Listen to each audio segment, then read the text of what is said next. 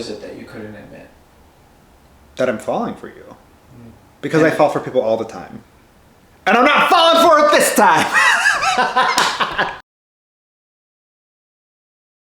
Capítulo 12. Can't admit it. Was there a specific moment or person who inspired the I'm falling and I hate that I'm falling feeling? It's not a person so much as a collage of people. I love this sensation so much. I love that physiological, can't resist the essence pull.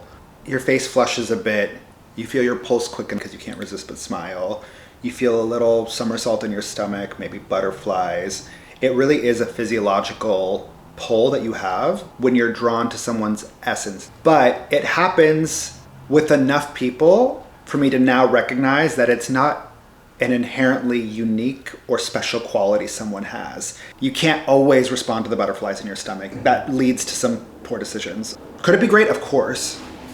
But could it also be terrible? Classically, it has been. With certain people, you will move past this feeling quickly. You will recognize fast. But other people can be a little bit more seductive. They could be a little bit more secretive. Did the song come out as a confession or as an argument with yourself? It wasn't a confession or an argument. It was a little Polaroid that I'm taking of a feeling so I can remember it when it presents itself again. I didn't write Can't Admit It when I was falling for someone. I wrote it after several rises and falls of romantic relationships. So I wasn't writing it from this place of hyper-romanticism. I was writing it from a place of, remember that you feel this way all the time, and that doesn't make someone special. Why do you think you resisted their affection, even though part of you wanted to give in? Conditioning. We're not born inherently mistrustful. We don't enter into our first romantic engagement tensed and ready to fight. It's a learned behavior. What does it feel like to hear your own voice tell a lie you know isn't true? I think you're allowed to feel that exhilaration without having to act on it. It's not their business how I feel about them until I'm ready to tell them how I feel about them. Do you feel like some of the lie happens to yourself? But is it a lie or is it just not full disclosure? If I feel an intense pull to someone and I'm not sure that they're safe yet, I don't feel like I'm lying to them to not tell them the depth or the intensity of my feelings. With trust and patience, you'll earn the privilege to have access to that information. Is that to yourself or to them? That you can't admit it to? Both! Either! Nobody gets to know. Especially me. Are you lying to yourself at any point of that? It's not lying! Not that. I gaslight myself like a motherfucker.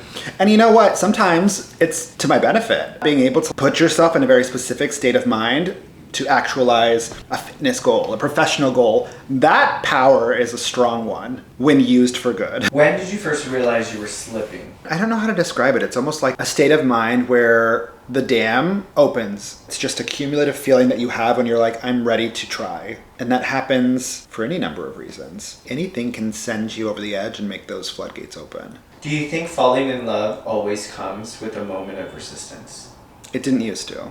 It always will for the rest of my life. What does that resistance feel like? The resistance feels like a very intellectual battle in which I ask if I'm ready to compromise my peace to let the possibility of something good in. How do you reflect this internal struggle in the production?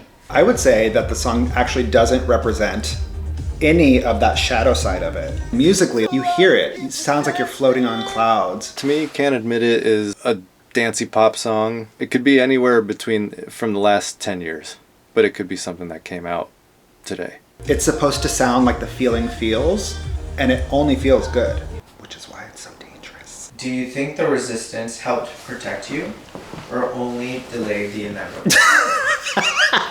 It ends the same way no matter what. And what is that? Badly. I just don't know that I believe in happily ever after for couples.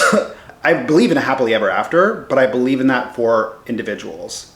And maybe I'll feel differently about it at a different point in time. I know that I can give me a happily ever after, and I know that I will, but everyone else is a question mark.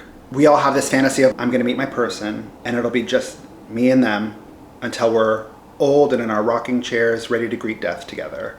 But I've known a lot of people who have had that journey, and it wasn't perfect, and they weren't at peace, and they struggled in a very different way. When we're at death's door, I don't think whether we were partnered or completely solo determines the degree of suffering that we feel. Choosing to have love is beautiful, but tough.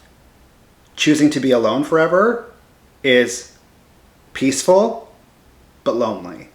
We all struggle equally at the end. So what path you want to take? I'm going to try with discernment and be real careful to not let the feeling of falling make me actually fucking fall down.